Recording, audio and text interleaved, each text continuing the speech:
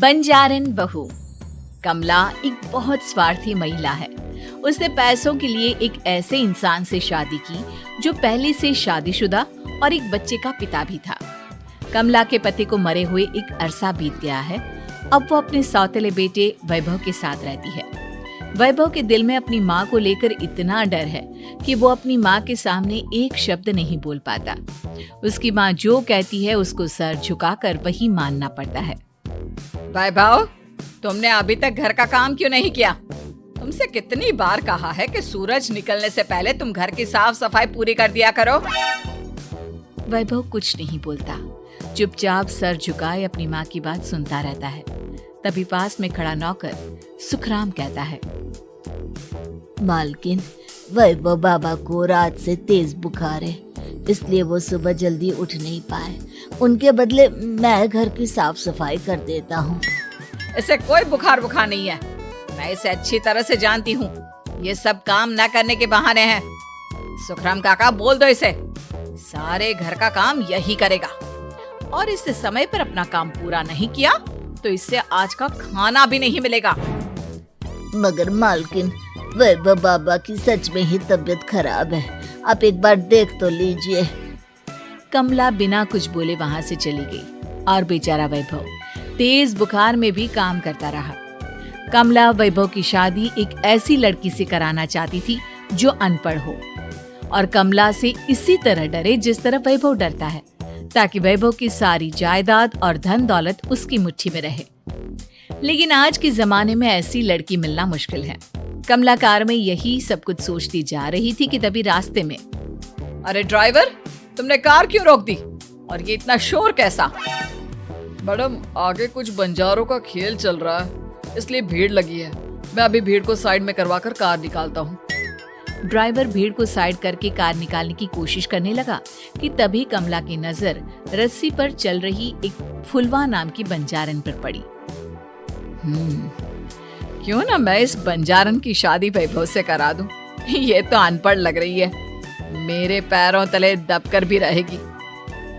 मुझे अभी इसके माँ बाप से बात करनी होगी। ये सोचकर कमला ने उन बंजारों से बात की और उन्हें शाम को अपने घर बुलाया। फुलवा के माता पिता वहां उसे लेकर आ गए। उन्होंने इतना आलीशान घर पहले कभी नहीं देखा था। अच्छा हुआ आप लोग आ गए। देखिए, मुझे घुमा फिरा कर बात करने की आदत नहीं है, इसलिए सीधे सीधे मुद्दे पर आती हूँ। मुझे आपकी बेटी बहुत पसंद है। मैं अपने इकलौते बेटे की शादी आपकी बेटी फुलवा से कराना चाहती हूँ। इसके बदले में आप जो चाहो वो ले सकती हैं। तभी फुलवा की माँ कहती है, ये क्या कह रही है मैम साहब? कहीं आप हमारी गरीबी का मजाक तो नहीं उड़ा रही ना? आप मेरे बेटे से मिल लो। अगर आपको मेरा बेटा पसंद आता है तो मैं कल से ही शादी की तैयारी शुरू कर दूंगी। सुखराम, वैभव को लेकर आओ। फुलवा अपनी माँ के कान में फुसफुसाती है, माँ, कहीं इस मेम साहब का छोरा पागल तो ना है? फुलवा अपनी माँ से बात कर रही होती है कि वैभव वहाँ आता है। फुलवा उसे देखती ही रह जाती है और उसके माता पिता उसकी शादी तय कर देते हैं। शादी वाले दिन किसी को फुलवा और वैभव की बेमेल विवाह की बात समझ में नहीं आती। फिर भी एक औरत कमला से पूछ ही लेती है, कमला जी, आपने अपने इकलौते बेटे की शादी देहाती गवार से क्यों करा दी? ये बंजारन आपके घर की बहू बनने लायक तो नहीं है। कम से कम अपने स्टेटस का ही ख्याल कर लिया होता। बहू तो अपने टक्कर की लाती, आपने तो बंजारन को ही बहू बना लिया। अब कमला को समझ में नहीं आ रहा था कि इस बात का क्या जवाब दे। वो कुछ देर चुप रही और सोच समझ कर कहती है, बहन जी, आपको तो पता है आजकल के बच्चे किसी की बात कहाँ सुनते हैं। मैं तो अपनी बहू एक पढ़ी लिखी और अपनी सोसाइटी की ही ढूंढ रही थी। लेकिन मेरे बेटे ने मेरे सामने इस बंजारन को लाकर खड़ा कर दिया। बोला कि मैं शादी करूंगा तो इसी से। अब भला मैं क्या करती? मुझे अपने बेटे के सामने झुकना ही पड़ा। कमला की ये बातें सुखराम भी सुन रहा था। उसने ये सारी बातें वैभव को जाकर बता दी। काका, मैं तो फुलवा को जानता भी नहीं, फिर माँ मेरे बारे में झूठ क्यों कह रही है? अरे बेटा, तुम कितने भोले हो, तुम्हें कुछ भी नहीं पता। तुम्हारे पिता अपनी सारी संपत्ति तुम्हारे नाम करके गए हैं। तुम्हारी माँ नहीं चाहती कि यह संपत्ति तुम्हें मिले, इसलिए उन्होंने तुम्हारी अनपढ़ लड़की से शादी करवाई ताकि तुम्हारी तरह वो भी अपने हक के लिए आवाज ना उठा सके। सुखराम काका, मैं क्या करूं, आप ही बताओ। माँ के सामने आते ही मेरे हाथ पैर कांपने लगते हैं। मैं माँ को कुछ भी नहीं कह पाता। वे दोनों बात कर ही रहे थे कि अचानक कमला वहां गई। कमला को देखकर दोनों घबरा गए। तुम दोनों फिर कभी बातें कर लेना, अभी फेरों का समय हो गया है, चलो जल्दी आओ। इस तरह फुलवा और वैभव की शादी हो गई।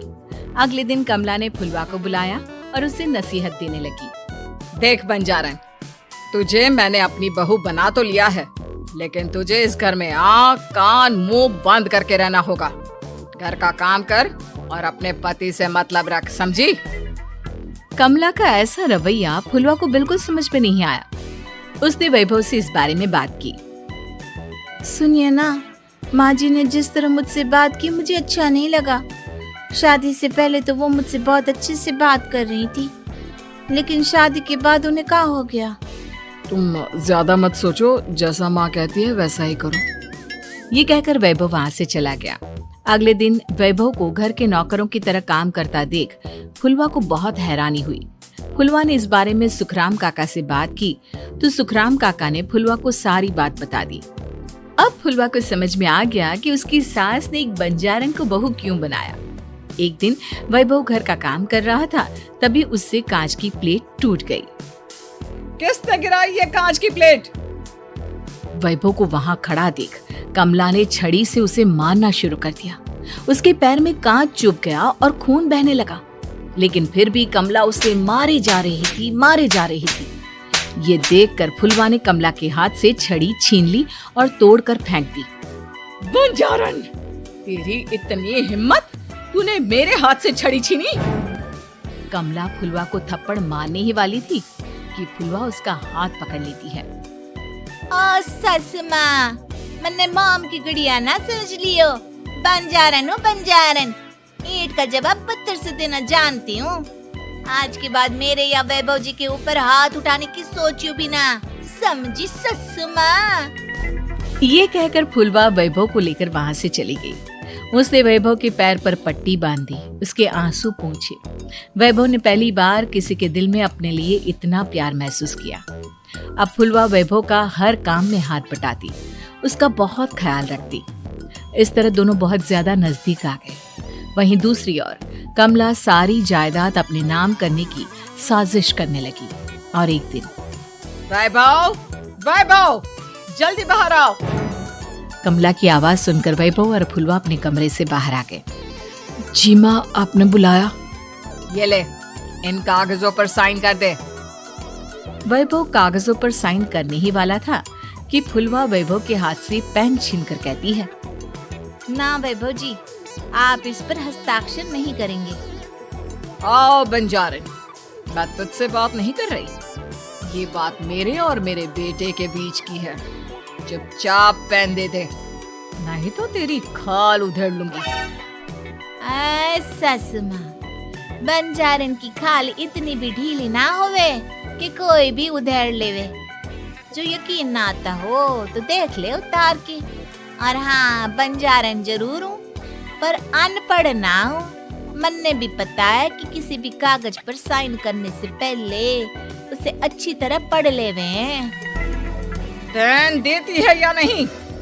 ये कहकर कमला फुलवा को मारने आई तो फुलवा ने कमला को धक्का दे दिया और वो नीचे गिर गई। कमला डरकर वहां से भाग गई। अब फुलवा ने वो कागज उठाए और वैभव के साथ सीधा वकील के पास चली गई। वकील ने वो कागज देखे और फुलवा को बताया, वैभव के पिता की सारी जायदाद और संपत्ति वैभव के नाम है, लेकिन वैभव की सौतेली माँ इस संपत्ति को अपने नाम कराना चाहती है, इसलिए इन कागजों पर वो साइन करा रही थी।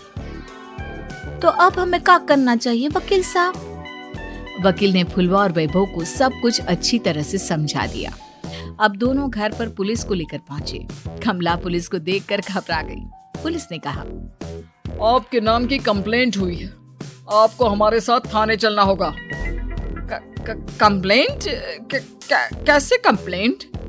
आप अपने सौतेले बेटे पर बहुत अत्याचार करती हो, धोखे से सारी जायदाद अपने नाम करा रही थी। अब नहीं इंस्पेक्टर साहब, जरूर ये मेरी बहू की कोई साजिश है, इससे गलत कंप्लेंट की है।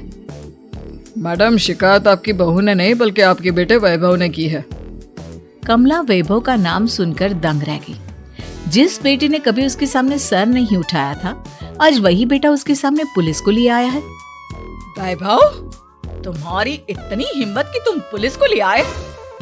हाँ माँ, मैं लाया हूँ पुलिस को, और मेरे अंदर इतनी हिम्मत कभी ना आती अगर फुलवा मेरा साथ ना देती। आपने बंजारन बहू को लाकर अपने ही पैर पर कुल्हाड़ी मारी है माँ। मैडम, अब की बात खत्म हो गई हो तो चलो हमारे साथ। वैभव, मुझे माफ कर दो, मुझे थाने मत भेजो। हाँ, आज के बाद मैं तुम्हें कभी नहीं मारूंगी, तुम्हें कभी परेशान नहीं करूंगी, मुझे माफ कर दो। वैभव अपनी कंप्लेंट वापस ले लेता है और पुलिस वहां से चली जाती है।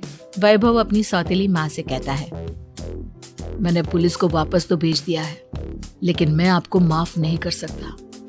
आपने बचपन से आज तक कभी मेरे सर पर हाथ नहीं रखा, हमेशा मुझे मारती रही, नौकरों की तरह बर्ताव करती रही।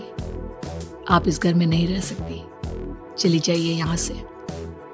कमला घर छोड़कर चली गई और सड़क किनारे खड़ी होकर सोचने लगी, काश मैंने वैभव को माँ की तरह प्यार किया होता तो आज मैं इस तरह से बेसहारा ना हो जाती।